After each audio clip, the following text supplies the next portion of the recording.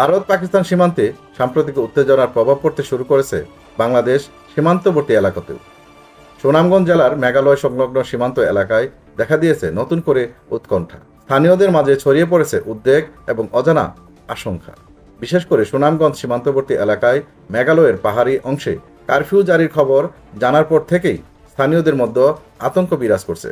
সীমান্তে বাড়ানো হয়েছে নজরদারি এবং জোরদার করা হয়েছে নিরাপত্তা টহল। সুনামগঞ্জে নিযুক্ত বিজিপি নেতৃত্ব জানিয়েছেন, তারা ইতিমধ্যে প্রায় 90 কিলোমিটার সীমান্ত এলাকায় সর্বোচ্চ সতর্কতা জারি রেখেছেন। সীমান্ত সুরক্ষায় যুদ্ধকালীন প্রস্তুতি সম্পূর্ণ করা হয়েছে বলেও জানান তারা। সীমান্ত এলাকায় অনুপ্রবেশ রোধে স্থানীয়দের সতর্ক করা হয়েছে এবং অবৈধভাবে সীমান্ত অতিক্রম না করতে সকলকে অনুরোধ জানানো হয়েছে। বিজিপির এক ক্যাপ্টেন কমান্ডার জানিয়েছেন, সীমান্তবর্তী এলাকায় আমরা যে কোনো ধরনের পরিস্থিতি মোকাবেলায় সর্বদা প্রস্তুত। এখন পর্যন্ত কোনো বড় ধরনের ঘটনা ঘটেনি, তবে আমরা সব ধরনের ব্যবস্থা নিয়ে রেখেছি যাতে স্থানীয় জনগণের নিরাপত্তা নিশ্চিত করা যায়। তিনি আরও বলেন, প্রতিটি সীমান্ত চৌকিতে বাড়ানো হয়েছে সেনা ও নিরাপত্তা বাহিনীর উপস্থিতি।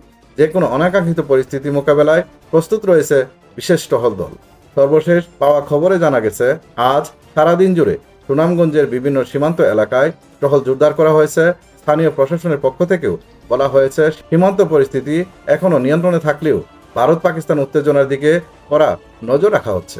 বর্তমানে সুনামগঞ্জ সীমান্তে সরাসরি কোনো সংঘাত না থাকলেও ভারত পাকিস্তান পরিস্থিতির প্রেক্ষিতে সার্বিক প্রস্তুতি নিয়ে রেখেছে স্থানীয় প্রশাসন ও নিরাপত্তা বাহিনী। জনসাধারণকে সচেতন থাকতে বলা হয়েছে এবং সরকারি নির্দেশনা মেনে চলার আহ্বান জানানো হয়েছে।